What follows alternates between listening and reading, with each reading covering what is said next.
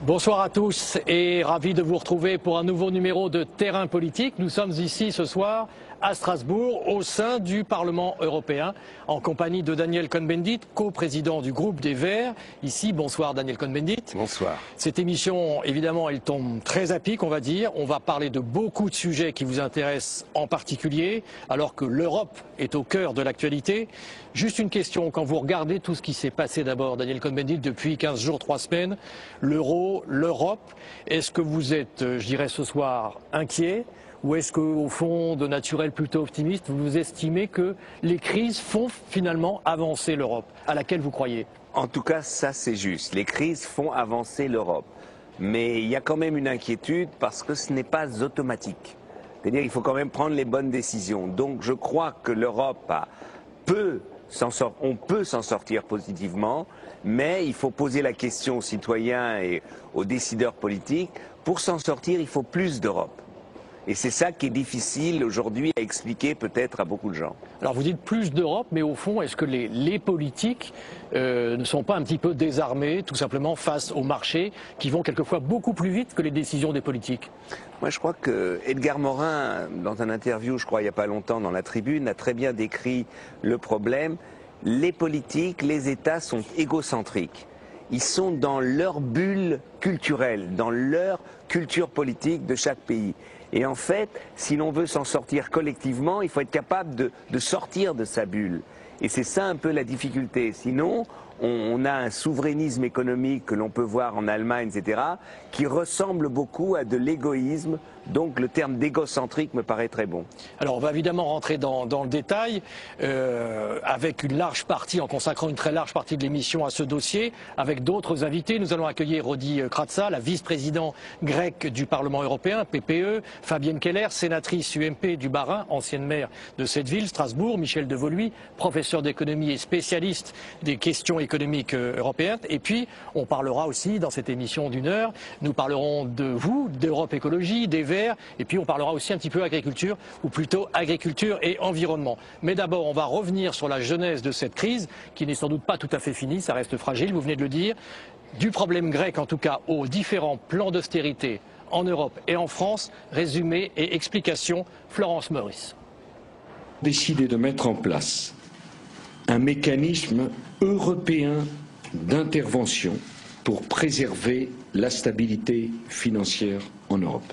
Lundi, à l'ouverture des marchés, l'Europe sera prête à défendre l'euro.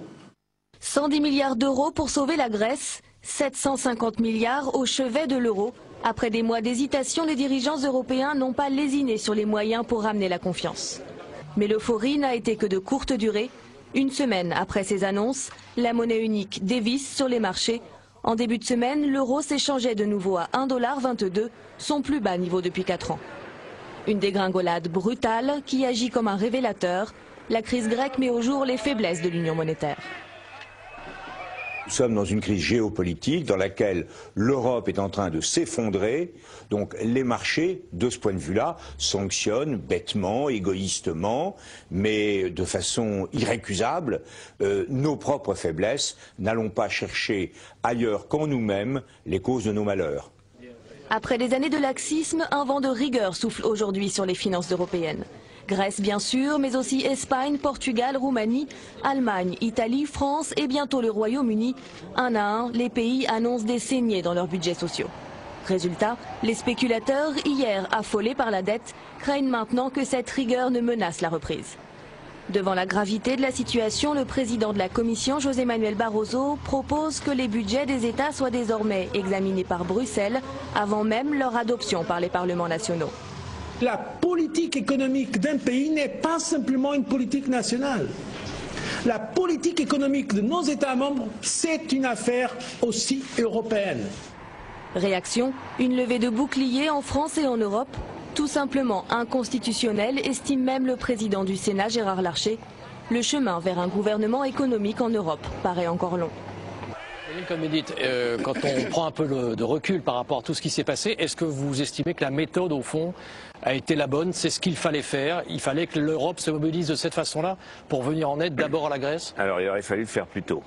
On a perdu du temps et de l'argent. On a beaucoup de temps, donc on a permis des spéculations inutiles. Deuxièmement, acculé, c'est comme un peu pour la crise bancaire. En fait, on a mis de l'argent pour sauver les banques et maintenant on met de l'argent pour sauver les États et les banques, puisque l'endettement des États, c'est les banques aussi qui risquaient de trinquer. Donc la méthode, il n'y en avait pas 36 possibles, c'est justement d'abord de soutenir l'euro et permettre à certains États de pouvoir rembourser leurs dettes ou échelonner leurs dettes. Bon, ça c'est une chose. Mais en fait, l'erreur qu'on fait, et c'est là où je ne suis pas d'accord, c'est le simple de dire que pour résoudre les déficits budgétaires, il n'y a que l'austérité. Voilà, on va venir un peu sur ces plans de rigueur, plans d'austérité tout à l'heure, sur l'euro et l'Europe d'abord. J'ai le plaisir d'accueillir Madame Kratsa, vous êtes vice-présidente du Parlement européen, vous êtes grec, vous appartenez au PPE. J'ai envie tout simplement de vous demander d'abord comment ça va en Grèce aujourd'hui. Et est-ce que vous dites merci tout simplement aux autres Européens aujourd'hui? Évidemment, une situation difficile. Et on a eu besoin de la solidarité de l'Europe pour aider la reprise de la situation en main et aussi de sauver la zone euro des répercussions que cette crise grecque a eues aux autres partenaires. Mais aujourd'hui, en Grèce, on a le droit à être inquiet, mais on n'a pas le droit à l'erreur. Nous devons bien mesurer la faisabilité des mesures d'extrême austérité qui ont été engagées pour ne pas compromettre l'objectif qui est la réduction des déficits. Alors, on va parler un peu de ça tout à l'heure. Michel Devolny, vous êtes professeur d'économie ici à Strasbourg. Vous regardez de très près les politiques économiques européennes. Est-ce que vous êtes inquiet aujourd'hui? On voit que l'euro est quand même pas très très haut par rapport au dollar. C'est peut-être bon d'ailleurs, on va en reparler dans un instant pour la croissance. Mais cette rapidité de la chute de l'euro, est-ce que ça vous inquiète? Non. En tant que tel, elle ne m'inquiète pas. D'ailleurs, on réclamait parfois un euro plus faible.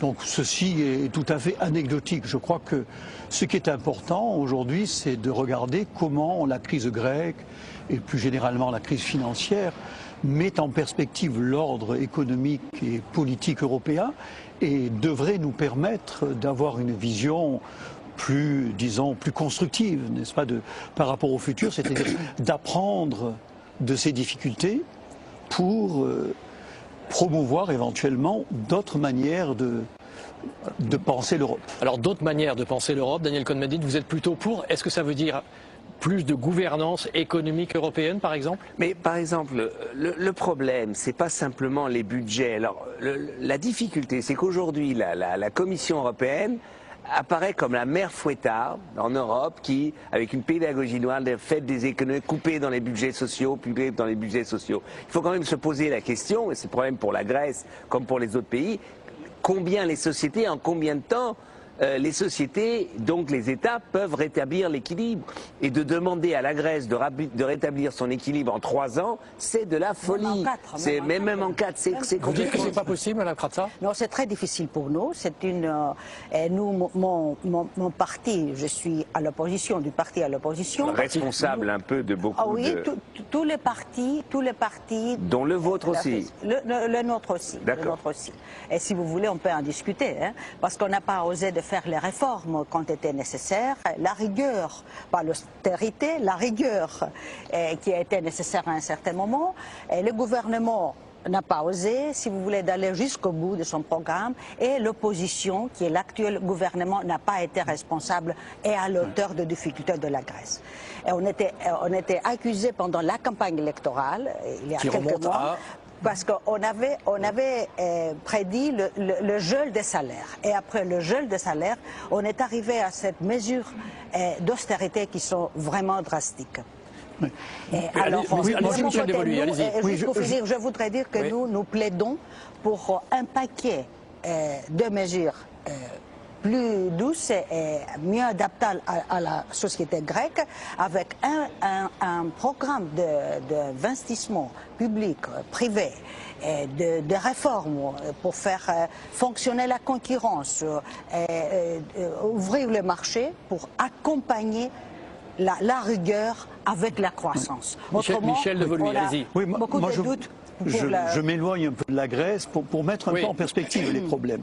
Il faut savoir quand même qu'il y a eu une crise financière, que cette crise financière, il y a 2 ans, a obligé les États à prendre en charge une partie des dettes privées, donc de beaucoup de banques, ce qui a été la première cause du début des difficultés de tous les budgets européens.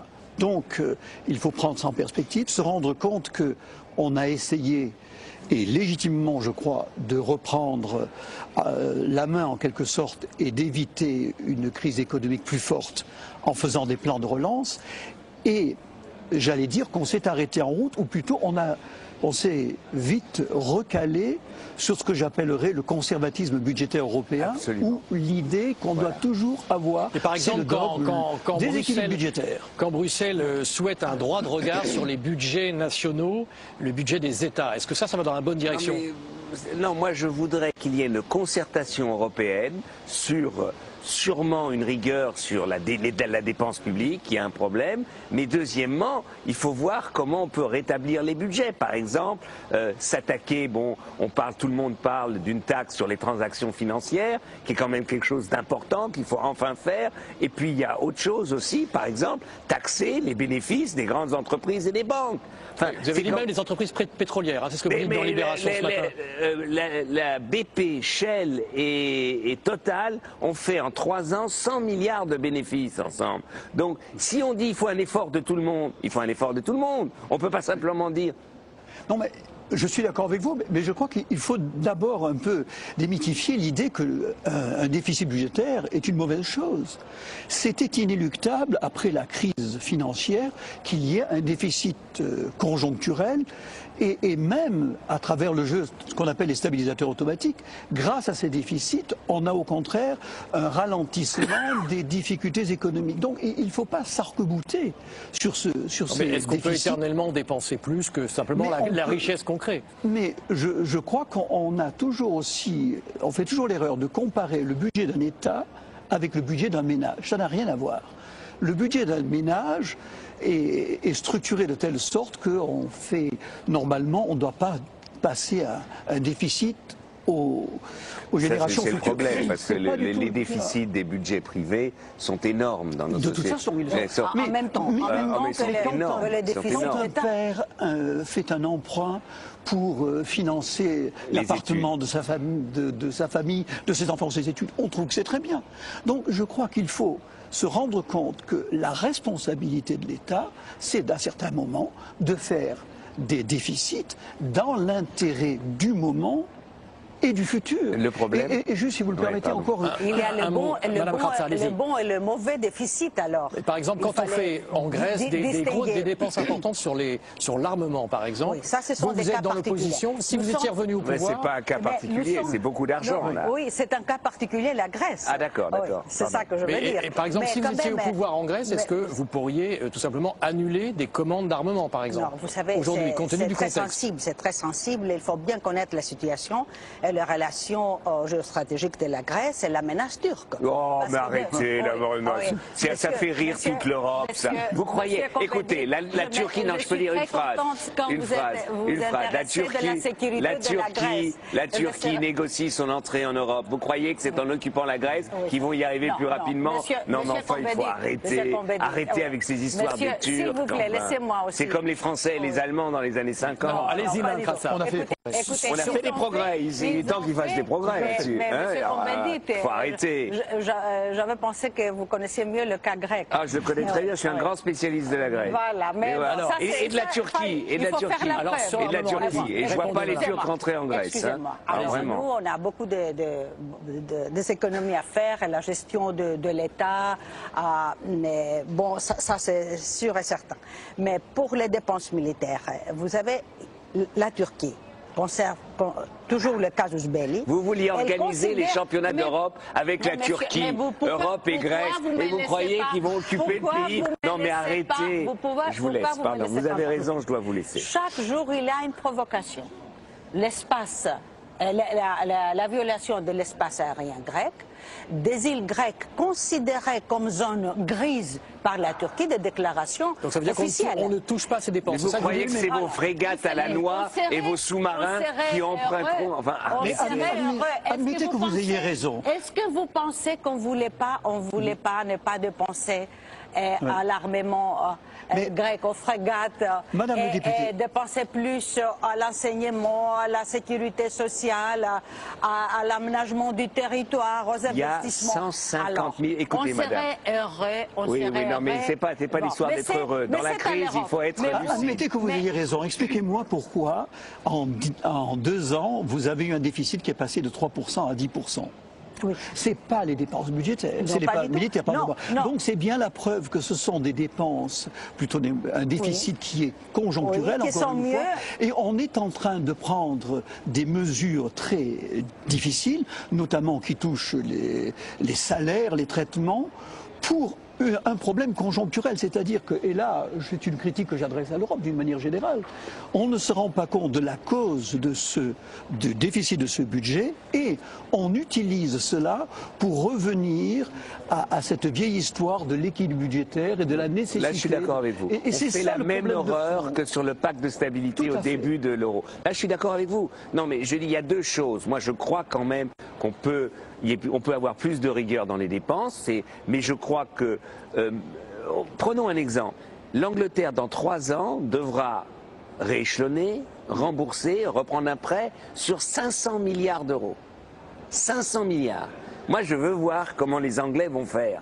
Je veux voir comment ils vont faire. Avec et puis, un nouveau gouvernement conservateur. Oui, mais le nouveau gouvernement, il ne pourra pas imprimer de l'argent comme ça. Donc, je veux dire, on a un problème. Mais là où je suis d'accord sur le conjoncturel, mais cette économie, elle doit marcher. Si on étrangle tout, si il n'y a plus de la transformation écologique, la lutte contre la dégradation climatique, des investissements nécessaires, on les fait comment? Et moi...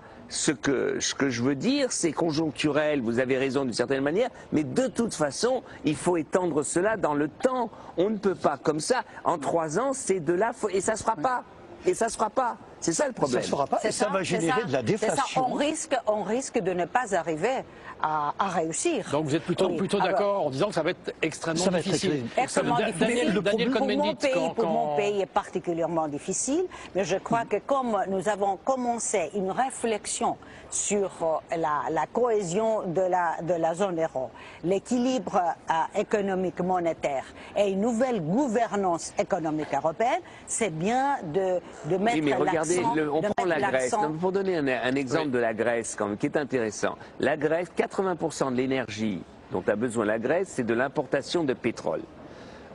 C'est vrai qu'il n'y a pas de soleil en Grèce. C'est vrai qu'il n'y a pas de vent en Grèce. C'est vrai que les énergies renouvelables, c'est impossible en Grèce. C'est possible en Suède, en Finlande ou je ne sais pas où. C'est un peu provocateur là. On se moque de la... Oui, mais si on veut faire des économies, c'est-à-dire... de diminuer de 50% la dépendance d'importation de pétrole, c'est à moyen terme de véritables économies. Donc si on ne pense pas comme ça, et ce que je demande à l'Union européenne, c'est justement de repenser complètement la coordination européenne. Donc plus une gouvernance économique européenne. Et une proposition d'investissement. L'Europe a besoin d'investissement. Mais cette gouvernance économique européenne, actuellement, c'est un débat tout à fait biaisé parce qu'on la limite à une coordination coercitive des budgets ex-ante. D'accord. Et on est encore une fois dans la cohérence de la construction européenne. Moi, je crois qu'il faut faire un pas, et ça, messieurs les députés, c'est à vous de le faire un pas vers comme vous dites, des dépenses européennes. Mais des dépenses européennes, cela veut dire aussi des recettes européennes. Et bien sûr. C'est-à-dire il faudrait créer un impôt européen. Et ce qui est fait actuellement est totalement insuffisant. Un budget respectable est capable de faire face aux grandes ambitions de l'Europe. La gouvernance européenne est beaucoup plus large que les préventions, puis c'est une mesure juste, la prévention des déficits, les sanctions qui ont été adoptées comme mesure, c'est beaucoup plus large. Vous retombez dans un dogme de prévention des déficits. C'est beaucoup plus large. Et on a vu que quand l'Europe est ambitieuse, ou bien elle est forcée de prendre, quand elle est forcée de prendre des décisions, elle arrive à dépasser le cadre des traités. Non, parce que ce qu'il faut... On l'a vu avec le paquet de surveillance. Alors, c'est ça qu'on doit exiger. Et la réflexion doit commencer par le Parlement. Alors, je vais européen de solidarité et d'investissement. Si l'Europe, et vous avez raison, il y a les recettes propres de l'Europe, c'est-à-dire un impôt européen, c'est-à-dire de taxer au niveau les grandes entreprises, c'est-à-dire qu'il y ait de l'argent. Des transactions. Ben oui, mais les transactions. Mais vous êtes député européen. Mais nous on est pour. Le problème c'est que l'Allemagne et l'Angleterre sont contre. Et le problème c'est justement, c'est le pays de la pédagogie noire qui d'un autre côté, quand il s'agit d'une vraie recette européenne sur les transactions financières, surtout sur la spéculation à courte durée, un impôt, une taxe sur la spéculation financière, c'est s'attaquer aux transactions de courte durée, parce qu'on les fait payer cher. On va avancer. Je vous remercie beaucoup, Michel Devollier, d'avoir apporté votre expertise. Fabienne Keller va nous rejoindre dans un instant. Si on fait un peu le bilan quand même de cette période, Daniel Cohn-Bendit, quand vous regardez les différents acteurs, vous étiez par exemple assez sévère vis-à-vis des Allemands au début de cette séquence. Vous avez même parlé de nationalisme économique, d'égoïsme tout à l'heure. Qui est-ce qui a le mieux tiré son épingle du jeu? Est-ce que vous trouvez par exemple que Nicolas Sarkozy a été à la hauteur? Non, parce qu'il dit que la moitié. C'est toujours, il est à la hauteur de sa hauteur. C'est pas ça. C'est que quand justement Nicolas Sarkozy dit qu'il faut relancer l'Europe, il ne donne pas une dimension d'une transformation aussi économique de l'Europe nécessaire, c'est-à-dire qu'en fait ils sont toujours là, c'est vrai, sur les budgets, les déficits, combler ou pas combler les déficits. Donc il manque quoi à votre avis? Il manque toute la dynamique économique, il manque l'investissement, l'idée que la relance, c'est-à-dire la transformation écologique, l'Europe peut apporter ça. C'est ça aussi la coordination. Ce que je demande à la Commission, c'est de coordonner les possibilités d'investissement nécessaires en Europe. Qu'est-ce que vous pouvez répondre, Fabienne Keller? Merci de nous avoir rejoints. Je rappelle que vous êtes ancienne maire de Strasbourg, là où nous sommes. Nous sommes aujourd'hui, je le rappelle pour nos téléspectateurs, au sein du Parlement européen, ici à Strasbourg, dans la capitale alsacienne. Vous êtes sénatrice UMP. Vous trouvez que Nicolas Sarkozy a bien tiré son épingle du jeu? Il aurait pu faire plus et mieux? Je crois qu'il a clairement été moteur à un moment où l'Europe avait bien besoin de direction et d'action, de mouvement, de décision aussi. Il a su emporter la décision de l'Allemagne, ce qui n'était pas évident, sur l'aide budgétaire à la Grèce et le principe d'un dispositif européen. Sur la coordination des politiques économiques, je crois qu'on est tous d'accord, c'est le pied qui manque à l'euro. On ne peut pas avoir une monnaie unique. Donc, en fait, nous avons tous renoncé à notre souveraineté dans ce domaine, sans coordonner notre stratégie industrielle, économique. La France a fait un grand emprunt pour investir. La question, c'est est-ce que ce type de démarche ne devrait pas être construit au niveau européen? Il y a eu une rumeur ces derniers jours, je dis bien rumeur parce que l'Elysée a démenti, mais à un moment, on a prétendu peut-être que Nicolas Sarkozy avait peut-être menacé les Allemands de sortir de l'euro. Vous y avez cru une seconde ou pas? Il était du baratin. Mais oui, mais on ne peut pas sortir de l'euro comme ça, c'est pas comme si on dit je vais aller aux toilettes, maintenant je vais sortir. Par contre, il y a des vécus nationaux. Les Allemands, la crise de 29, c'est un traumatisme. Donc, toute idée d'affaiblissement de la monnaie est une vraie difficulté pour eux à accepter. Qu'il y ait eu des échanges un peu vifs pour entraîner l'Allemagne à une décision, très probablement. C'est pas évident, c'est plutôt l'Allemagne qui a toujours résisté à cette coordination des politiques économiques. On y avance et je crois que toute l'Europe en a bien besoin aujourd'hui. Je suis d'accord sur ce point avec M. Cohn-Bendit. Et surtout que quand même c'est l'Allemagne qui profite le plus de la dévaluation de l'euro. Parce que ça, il faut le dire, l'exportation allemande a augmenté les 3 premiers mois de 12%. Donc c'était plutôt une bonne nouvelle pour l'Allemagne. Oui, il y a une dévaluation compétitive qu'on disait que faisaient les Italiens, c'est l'euro qui est en train de le faire, et c'est le pays pays exportateur numéro 1 qui en profite le plus. Donc il faut que les Allemands fassent attention un peu à ce qu'ils disent et ce qu'ils font. Oui, là, il faut se rappeler qu'en 2000, à la création de l'euro, on est à parité avec le dollar. Exact. Donc une parité à 1,23, c'est pas non plus une catastrophe. Si je peux me permettre d'ajouter un argument, je crois qu'il y a les marchés aussi qui sont entrés dans le débat. Il y a bien sûr une réalité budgétaire qui nécessite des mesures, il y a une politique économique à construire, mais il y a aussi des marchés qui ont joué. Et ils ont joué contre l'euro et en faveur de son éclatement. Donc ça, je crois que c'est un vrai sujet. Vous avez parlé de vous pensez que là, c'est endigué aujourd'hui? Non. Non. Je pense qu'on n'a pas les outils aujourd'hui et que les marchés dominent les États. Donc la question, c'est de quels outils on se dote en Europe pour pouvoir au moins les contrôler, les réguler, et qu'ils ne puissent pas comme ça fragiliser les États. L'Europe doit réguler ses marchés et jouer un rôle à la régulation internationale. Absolument. Également, parce que nous vivons dans une économie mondialisée. Il en connaît un langage, c'est l'argent. Qu'est-ce que c'est les marchés? Les marchés, ils achètent et vendent de l'euro. Hein, bon, si à chaque transaction financière de courte durée, vous sanctionnez par une taxe très forte qui va en décroissance, évidemment, parce que les transactions normales, ça existe, eh bien, vous avez un rempart contre cette spéculation. Et je ne comprends pas pourquoi on attend. Et on demande aux banques, on demande aux spéculateurs, est-ce que vous êtes pour ou contre cette taxe? Pour l'instant, c'est juste pas possible, puisqu'il n'y a plus de lieu où ces transactions sont suivies. Il y a énormément de transactions qui se font directement. Et si elle est faite sur Internet, on peut toutes les retrouver. Donc, la question, c'est est-ce qu'on se donne les moyens voilà, c'est un problème tous les technique. trois, vous êtes trois Européens convaincus. Est-ce que le FMI ait joué un rôle important? Est-ce que vous trouvez au fond que c'est une bonne chose? Ou est-ce que vous, en tant qu'Européen, ça vous gêne, Daniel Cohn-Bendit? Le rôle de Dominique Strauss-Kahn? Moi, je trouve que le FMI était inutile. Mais que si ça rassurait des gens, pourquoi pas? Le problème, moi j'ai discuté avec Papandréou, le Premier ministre grec, qui m'a dit le problème de l'Europe, vous négociez avec le FMI, c'est dur, mais à la fin, c'est négocié. Vous négociez avec la Commission, ce qu'il a fait en février, et tout d'un coup, il y a une Merkel quelconque qui appelle la Commission, qui dit ça va pas, et hop, toute cette négociation ne compte plus. Et il fallait... Non, c'est ça, lui, il dit, négocier avec la Commission et l'Europe, c'est difficile parce qu'il y a 27 personnes et chacun a son idée. Donc, le FMI, c'est aussi un peu peut-être pour rationaliser, mais on pourrait se rationaliser nous-mêmes sans avoir besoin du FMI. C'est le défi qui est apparu là. À 27, il faut quand même être capable de décider quand on est face à un défi comme ça. Alors, on a décidé pour la Grèce, il y a quelques inquiétudes sur le Portugal, en Espagne. François Fillon, en France, dit gel des dépenses publiques pendant 3 ans. Comment vous pourriez appeler ça, Daniel Cohn-Bendit? C'est de la rigueur, c'est de l'austérité? C'est un début de rigueur? Bien sûr, c'est de la rigueur. C'était inévitable? Je ne sais pas si c'est inévitable. Le problème de tout ça, c'est on va dépenser l'argent à quoi? Et pourquoi? C'est la même chose dans tous les pays. Aujourd'hui, il faut dire ce qui est nécessaire, ce qui est possible, et en combien de temps on peut rattraper les déficits. Et aujourd'hui, on n'a pas ce débat.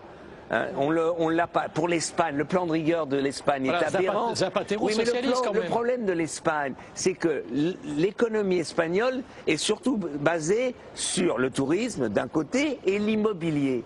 Ça ne peut pas continuer comme ça. Le problème de rigueur, si vous ne changez pas cette structure de l'économie espagnole, vous allez dans le mur. En 3 ans, 2 ans. Fabienne Keller, il a beaucoup... Pardon, je vous en prie. En France, donc ce que François Fillon a annoncé, comment vous pourriez qualifier ce plan? C'est-à-dire qu'on fait un peu plus attention qu'avant? On fait plus attention, peut-être une gestion rigoureuse. Ça va suffire ou pas? Ou une sérieusement? dépense sobre. Parce que les déficits sont quand même énormes aussi en France. Les déficits sont importants, mais comme l'a très bien dit le professeur Devoluy, ils ont répondu à une crise. Ça nous a évité de plonger. Cette relance, c'est largement le plan de relance qui explique le déficit, et un certain nombre aussi de stabilisateurs sociaux qui ont bien fonctionné et qui ont évité que la consommation recule, ce qui aurait mis en difficulté notre industrie. Mais le sujet aujourd'hui, c'est aussi quelle politique économique et industrielle. Est-ce qu'on peut, en Europe, continuer à se développer sur une économie uniquement telle que vous l'avez évoqué, touristique, immobilière, de services, ou est-ce qu'on a besoin d'avoir une vraie stratégie industrielle? Comment est-ce qu'on le fait?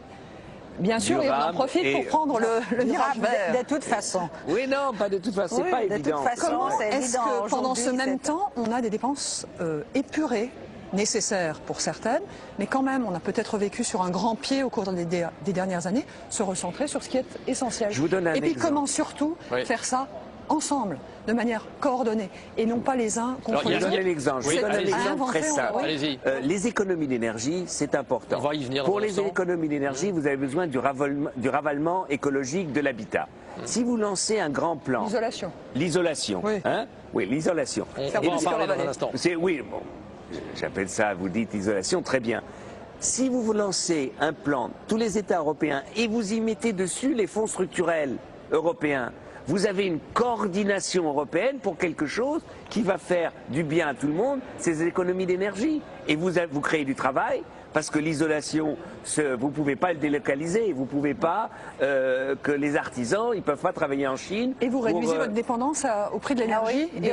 Exactement. Il y a une réforme qui va être évidemment... Vous voyez que ça, c'est à coordonner.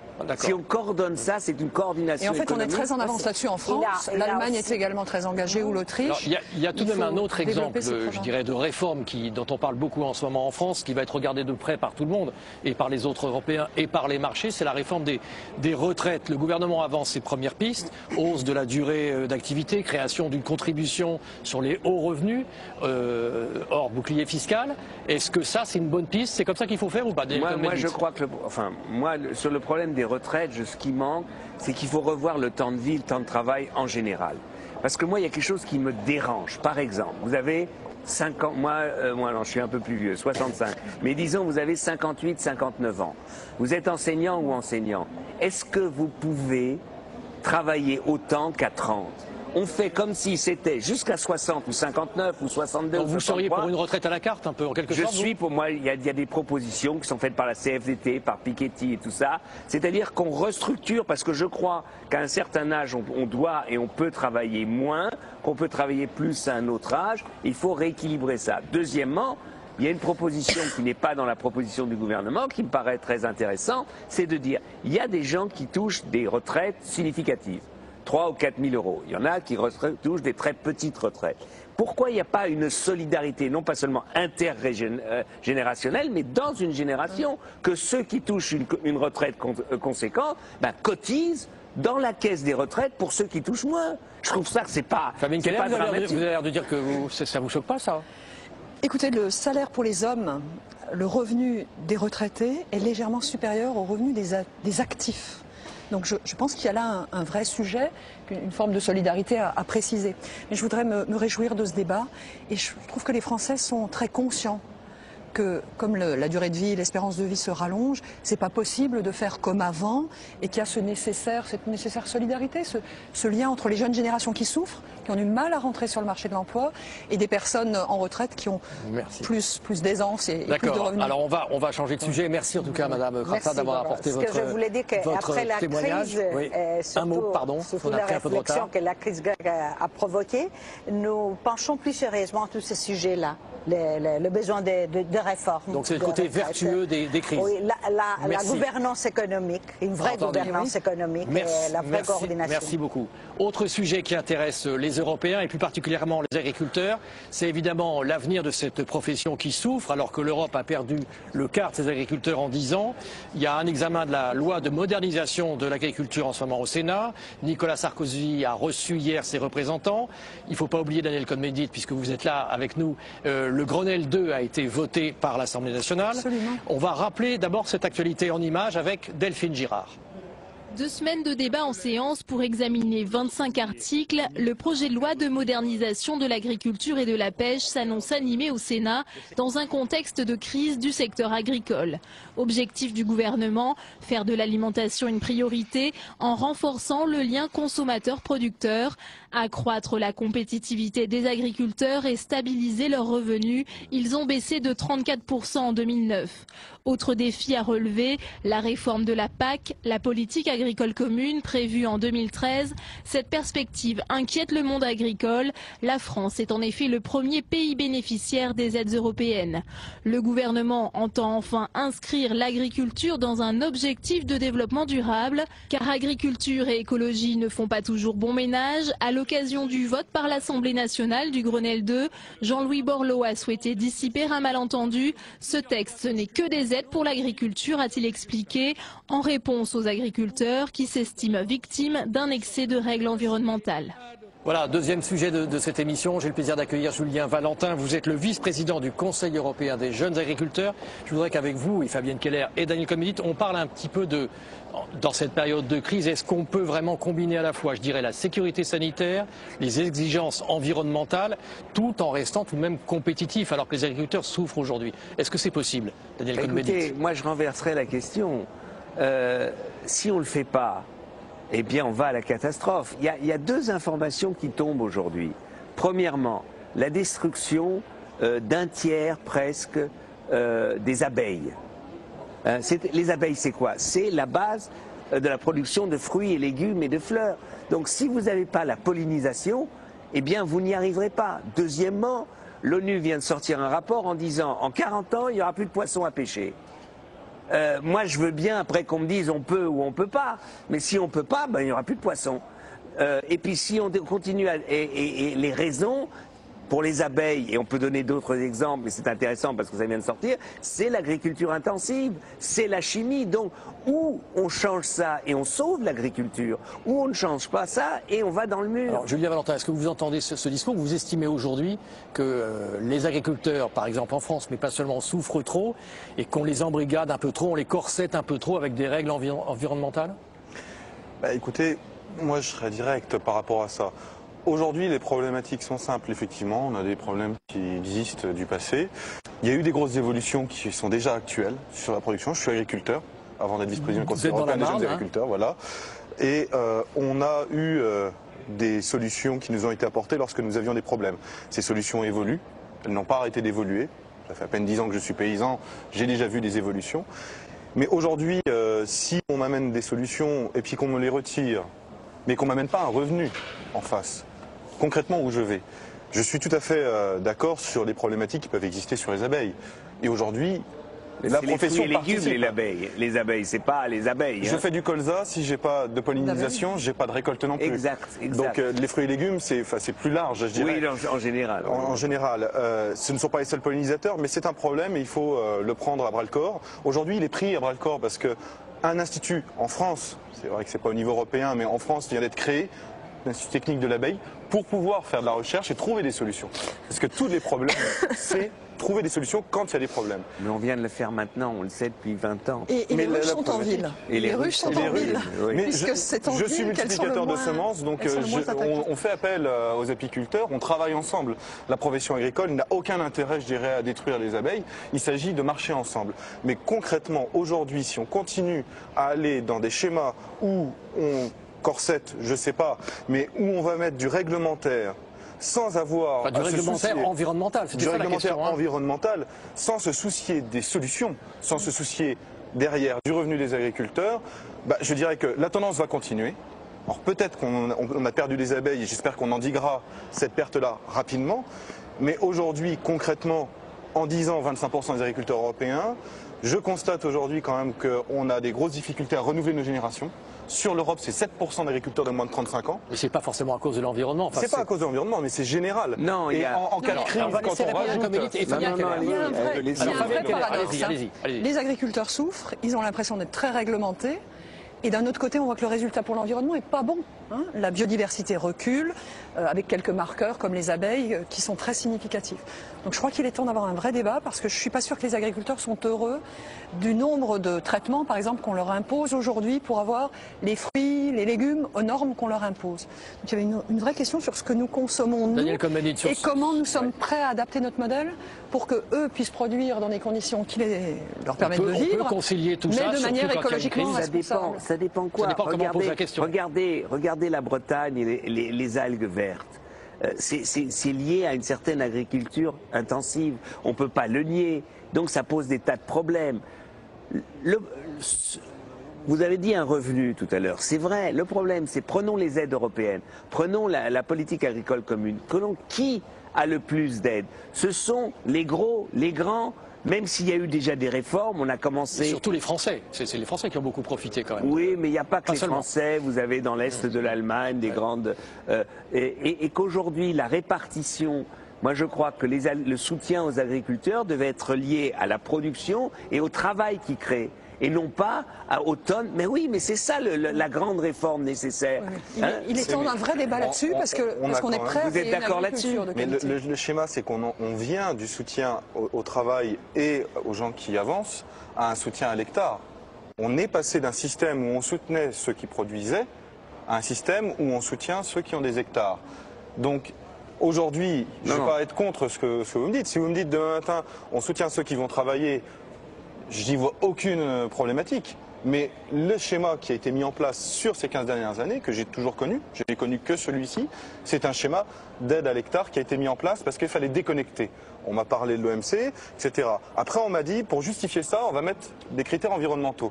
C'est-à-dire qu'on est arrivé, au lieu de dire aux agriculteurs que l'environnement avec lequel on travaille, nous sommes les premiers acteurs de l'environnement, au lieu de leur dire, mais on va travailler ensemble pour avancer et faire évoluer, on est arrivé sous mode accusatif. Et on a... Je pense, c'est ma vision. Quelle agriculture? C'est pas vrai qu'il n'y a pas. Il y a des agricultures selon les régions, Personne n'attaque l'agriculture bio, personne n'attaque l'agriculture de qualité. Aujourd'hui, c'est pas vrai. Je ne vais pas me préoccuper uniquement de 2% des agriculteurs, même si j'ai des voisins qui le sont, et j'ai aucun problème avec ça. Non, mais c'est pas donc l'agriculture qui est attaquée. Même si 98% des agriculteurs sont en conventionnel, avec soit du très raisonné, soit effectivement... Oui, de très raisonné n'est pas attaqué. Oui, mais il n'existe pas médiatiquement. Soit on est bio, soit on n'existe pas. Non, c'est pas vrai. Médiatiquement aujourd'hui. Daniel bien critiquer ça. Non, mais c'est médiatique. Je critique pas sur la problématique. On va essayer d'avancer un tout petit peu. Daniel Cohn-Bendit, le Grenelle 2 de l'environnement a été voté par l'Assemblée nationale en France. Vous auriez été député français, vous auriez voté contre. Vous trouvez qu'au fond, par rapport aux promesses, il y a un vrai recul ou qu'il y avait des bonnes choses à prendre? Le Grenelle de l'environnement était une très bonne idée. Et je crois que là, au déparrage, Sarkozy, Borloo et tout ça ont eu une très bonne idée. Je crois qu'ils ont après détricoté. Alors je ne dis pas que toutes les mesures sont minables, ça serait complètement idiot. Il y a quand même des avancées sur... Non, c'est les Verts qui ont détricoté dans les débats, je peux vous le dire, au Sénat, et qui ont finalement voté contre. Je crois que c'était une belle démarche, il fallait juste rester dans ce... Oui, mais elle n'est pas restée. Le gouvernement, quand même, une des propositions phares du Grenelle de l'environnement, c'était la contribution climat, énergie-climat. Et je trouve que là aussi, Sarkozy a eu une très bonne idée. Vous voyez, moi, j'essaye d'avoir du recul. En donnant à Rocard une mission, la proposition de Rocard était très bonne, et tout d'un coup, je ne comprends pas pourquoi on l'a divisé par deux. Alors, Fabienne Keller. Oui, j'ai fait un 1000 pages sur la taxe carbone. Oui, c'est pour ça. Un beau consensus au moment du Grenelle, magnifique, tout le monde est d'accord sur cette contribution énergie-climat. Alors pourquoi tout d'un coup ce sentiment La fixation du prix, vous savez parfaitement pourquoi, parce que le marché du carbone à ce moment-là était à 17 € la tonne. Le président de la République n'imagine pas de faire payer plus cher les ménages, ça aurait été incompréhensible par rapport aux entreprises. C'est dommage, ça a manqué d'union sacrée. Si les Verts étaient restés avec nous, les socialistes aussi en décembre, ça nous aurait permis de créer cette taxe. C'est une partie des productivistes des deux côtés. Ce signal-prix qui aurait été bien utile à un moment où d'ailleurs où le pétrole était très bas, c'était plus acceptable qu'aujourd'hui où avec un euro faible le prix du pétrole augmente, mécaniquement. Nous allons regretter, je pense, ce dispositif qui nous permet d'anticiper la hausse de l'énergie, de changer les comportements et de financer des investissements dans les transports publics, dans des entreprises moins polluantes. Donc cette taxe carbone, c'est un bel exemple de processus politique où chacun a tiré le tapis. Les Verts en premier, je suis désolée, c'est dommage, à l'automne, dans le débat public. Et puis à la rentrée, c'est vrai que quand le Conseil constitutionnel a annulé le texte qui avait été difficilement voté, il y avait plus grand monde dans la majorité pour le défendre. Dans le Grenelle 2, Daniel Cohn-Bendit, il y avait quand même quelques bonnes mesures, non? Oui, sur l'habitat. Sur l'isolation des bâtiments, sur les transports publics et les péages urbains, sur les pesticides d'ailleurs, avec un certain nombre de mesures assez audacieuses. Très bien. Merci en tout cas pour cette seconde partie. Merci Fabienne Keller. Merci beaucoup Julien Valentin. On reste en France un petit peu, Daniel Cohn-Bendit. Je voudrais savoir un petit peu où en sont, vos rapports entre vous, Europe Écologie et justement les Verts dont on vient de parler.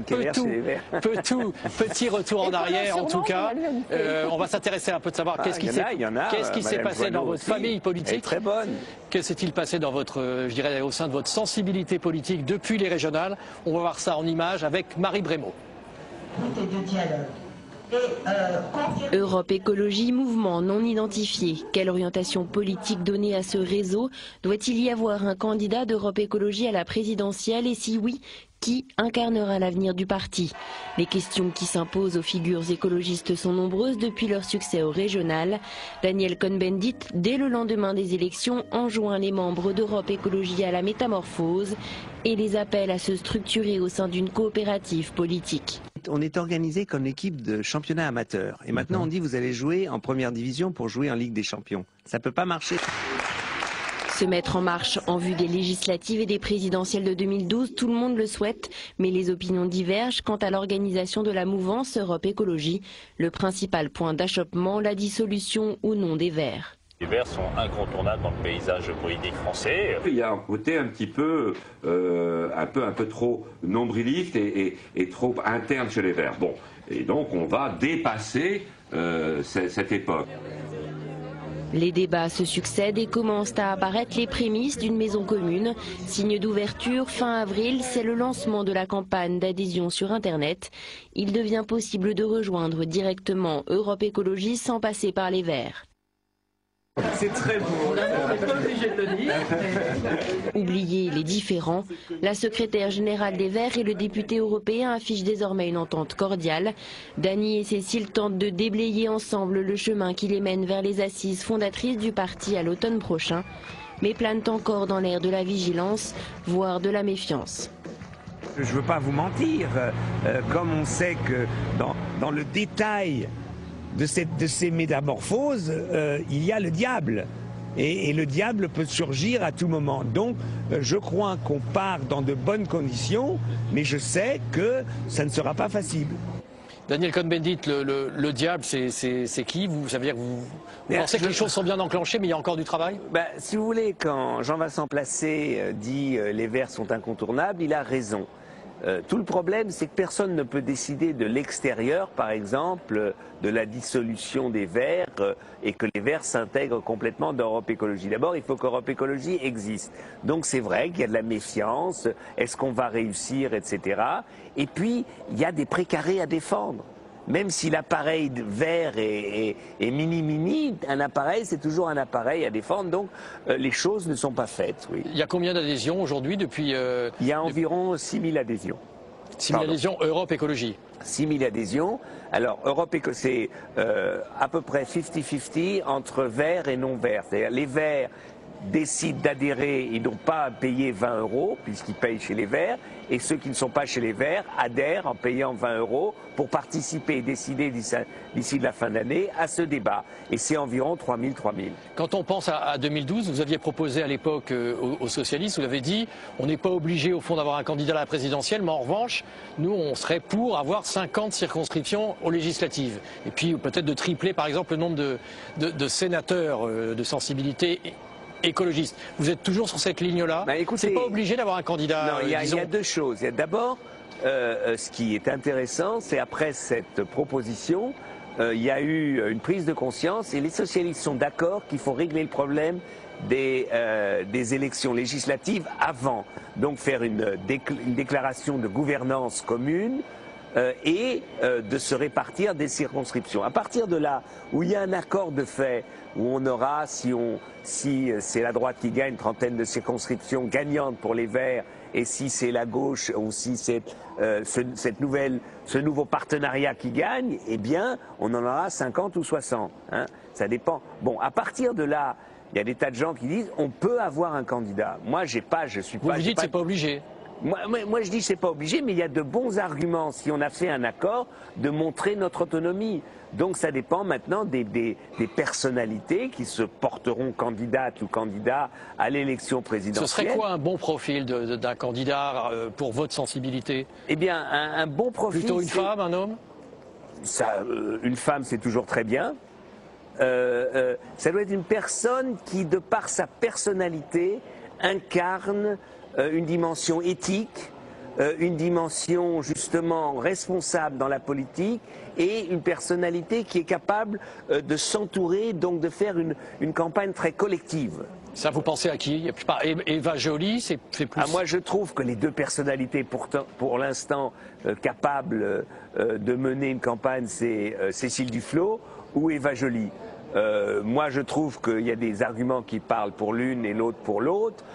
Mais pour moi, personnellement, Eva Joly incarnerait Europe Écologie dans ce qu'il y a d'ouverture, et surtout, c'est une candidature très éthique. Et ça signifierait à l'électorat que l'éthique, pour nous, dans un nouveau partenariat avec le Parti Socialiste, c'est important. Donc on finit avec France-Afrique, on finit avec les magouilles politiques des années Mitterrand et peut-être Jospin. Je crois que c'est important de signifier aussi une évolution politique, et pour cela, Eva Joly est une bonne candidate. Mais ça, on a le temps. D'abord, il faut faire cet accord avec les socialistes et laisser vous participerez aux primaires, en fait, élargies avec le PS pour le candidat. Si on dit qu'on aura un candidat, on ne sera pas aux primaires.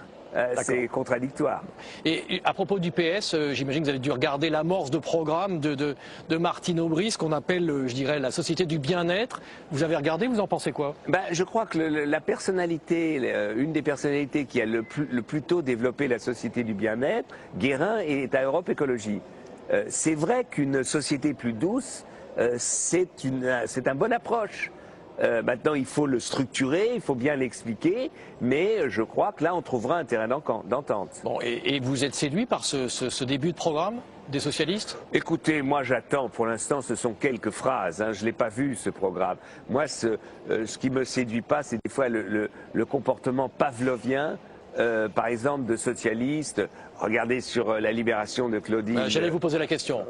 Cette libération de Claudine Reiss, vous êtes, j'imagine... Mais on est tous contents, donc on arrête de chercher des poux dans les cheveux de la majorité. Ils ont dealé, évidemment, mais si on avait été au gouvernement, on aurait fait la même chose. C'est quoi le deal? Vous dites on a dealé, j'en sais évidemment. rien, moi, j'en sais rien quel est le deal, ça m'intéresse pas. Je veux dire, tout le monde s'affole sur celui qui vient d'être libéré. Voilà, Ali Vakili Rad qui vient d'être libéré. Il était libérable, il a fait 18 ans. Eh bien, il aurait été libéré dans 3 semaines, il est libéré aujourd'hui. Si c'est ça le deal, où est le problème? Il faut arrêter. Je trouve qu'on doit s'opposer à Sarkozy, mais pas là-dessus, c'est vraiment ridicule.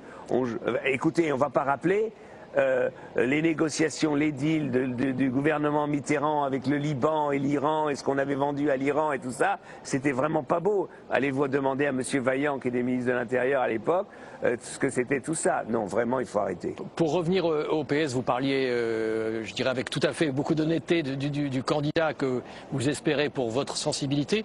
Côté socialiste, en tant qu'observateur, qu'est-ce que vous pensez, je dirais, de Dominique Strauss-Kahn, Martine Aubry? Est-ce qu'il y en a un qui va se dégager? Est-ce qu'il y en a un ou une avec qui vous aimeriez travailler dans une future majorité en France? Alors moi je dirais que le problème il est simple. D'un côté, Dominique Strauss-Kahn a une capacité d'initiative, une capacité politique indéniable. Il est très brillant, il a beaucoup d'idées. D'un autre côté, Martine Aubry c'est un peu l'austérité socialiste, mais c'est une bonne réponse au bling-bling de Nicolas Sarkozy. Donc je crois qu'ils ont 2 candidats, possibles.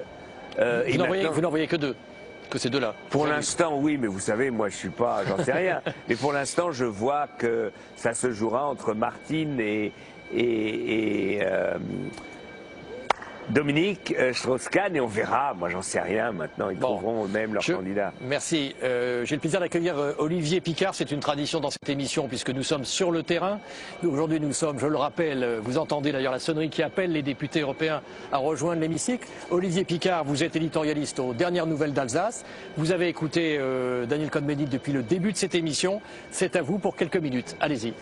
Alors Daniel Cohn-Bendit, on a beaucoup parlé d'avenir dans cette émission. Je crois qu'on a tous les 3 ici des ados ou des jeunes adultes parmi nos enfants. Alors l'avenir il est un peu sombre, un peu triste. Est-ce que notre époque a encore un rêve à offrir à tous ceux qui ont 20 ans aujourd'hui? D'abord, moi je crois que l'important c'est que ceux qui ont 20 ans partent à la conquête de leurs rêves. Il faut faire attention parce que, si vous voulez, l'Europe avait été le rêve de ceux qui avaient 30 ou 40 ans, mais qui ont développé, qui ont été jusqu'au bout de leur rêve. Et moi, je crois qu'aujourd'hui, il faut donner une possibilité aux jeunes, d'abord de trouver, de formuler leurs rêves et de se battre pour leurs rêves. Alors, est-ce qu'on est dans cette situation? C'est là où c'est difficile. Moi, je crois nous sommes des sociétés bloquées qui ne donnent pas d'espace aux jeunes pour aller jusqu'au bout de leurs rêves. Mais vous, vous avez fait 68, vous avez dit d'ailleurs très clairement, 68 c'est du passé, on ne va pas entretenir la nostalgie ou la mélancolie. Mais est-ce qu'on a encore besoin de révolte dans une société qui est effectivement bloquée et très codée comme la nôtre? Il y a de multiples formes de révolte et les révoltes continuent. Oui, évidemment que dans cette société injuste et inégalitaire, il y a des révoltes. Donc, c'est pas que moi je dis est-ce qu'on a besoin. Il y a des révoltes et les révoltes continueront parce que nos sociétés sont inégalitaires. Alors, vous avez incarné une démarche très libertaire, par personnage que vous êtes, aussi par votre attitude, par vos comportements. Alors vos amis vous trouvent aujourd'hui parfois un peu trop pragmatique. Alors quel est le lien, la cohérence que vous faites entre ces deux facettes de votre personnage qu'on a senti d'ailleurs au cours de cette émission? Écoutez, moi déjà en 68, on me reprochait d'être trop pragmatique. C'est ça vous pouvez lire l'extrême gauche de l'époque, les trotskistes, les maoïstes, et ouais mais Dany, c'est un réformiste, il est sympathique et tout ça, mais il va pas jusqu'au bout, etc. Donc voilà, c'est ça le lien. J'ai toujours été très pragmatique dans des situations différentes, donc mon pragmatisme était évidemment différent. Alors aujourd'hui on est dans une période qui est vraiment une période où on rentre vraiment dans l'inconnu, où tout change très très vite, une période finalement assez non conformiste puisque tout est possible. Est-ce que vous trouvez que la classe politique est-ce que vous la trouvez en retard par rapport finalement à la société? Je ne sais pas si en retard, elle fait partie de la société et la classe politique, mais je trouve qu'elle est pas à la hauteur en tout cas. Et je crois qu'elle aurait un rôle de dire certaines vérités. Et je crois qu'il y a un opportunisme dans la classe politique à se cacher derrière la société. Par exemple, on a parlé aujourd'hui de l'Europe. On ne s'en sortira qu'avec plus d'Europe, d'une Europe encore plus post-nationale. Et ça, c'est un débat difficile parce que les gens sont angoissés, ils n'y croient pas. Mais il n'y a pas assez de politiques qui prennent leurs responsabilités de dire les choses telles qu'ils les sentent. Non pas que les gens vont être d'accord, mais non, tiens, au moins ils croient à ce qu'ils disent. La plupart des politiques donnent l'impression qu'ils n'y croient pas. Est-ce que la crise, c'est pas finalement un refuge très pratique pour les politiques pour être justement très prudents et pour se replier sur des sujets très nationaux et très proches? Oui, je sais que des politiques se réfugient, mais la crise n'est pas un refuge parce qu'on ne se ressortira pas de la crise en revenant en arrière. C'est ça qu'il faut bien comprendre. Mais alors justement, en vous entendant parler des Verts et d'Europe Écologie, on a l'impression quel que soit finalement le mouvement, il y a toujours des jeux. Alors peut-être c'est très très humain, mais est-ce qu'il n'y a pas de la ringardise quand même dans tous ces petits calculs, même pour Europe Écologie, qui semblait pourtant une formation qui obéissait à une ouverture, qui obéissait à une certaine logique politique? Moi, je vous dirais que si, il y a de la ringardise, mais c'est que moi, ce que j'essaye avec Europe Écologie, c'est justement de casser, de dépasser cette ringardise. C'est pour ça que j'ai dit il faut une nouvelle forme d'organisation, j'ai appelé ça coopérative politique, je dis les partis politiques sont ringards et passés, mais c'est un débat. Mon problème à moi, c'est que j'aimerais qu'on avance ensemble et donc il faut rassembler aussi Europe Écologie avec les Verts et ça c'est un travail qui avance mais pas assez vite avec des réactions ringardes, je l'accepte. Merci beaucoup Olivier. Toute dernière question très rapidement, je sais que vous êtes amateur de foot, la sélection des 24 de Raymond Domenech. Écoutez, vous trouvez qu'elle est bonne, elle vous convient? Non. Non? Moi j'aurais prendre Gignac et laisser Benzema sur le banc de touche, c'est ridicule. C'est ridicule. Benzema a le potentiel d'un grand joueur. Gignac, c'est un bon joueur de niveau national, mais qui ne pourra rien démontrer. Et puis je vous donnais d'autres exemples comme ça. Pourquoi laisser Nasri de côté, de prendre un réveilleur qui a plus de 30 ans, qui n'a jamais été sélectionné, ça ne rime à rien. Merci beaucoup. Et je vous dis que c'est la Côte d'Ivoire qui sera champion du monde. Et pariez sur la Côte d'Ivoire, 300 €, vous gagné énormément parce qu'il faut une équipe africaine qui gagne la Coupe du Monde. Merci beaucoup Daniel Cohn-Bendit. On a balayé très large, beaucoup de sujets. Merci en tout cas à vous. On se retrouve très bientôt pour un nouveau numéro de Public Sénat. Évidemment, vous pouvez aussi retrouver cette émission sur le site www.public.senat.fr. Très bonne soirée à tous.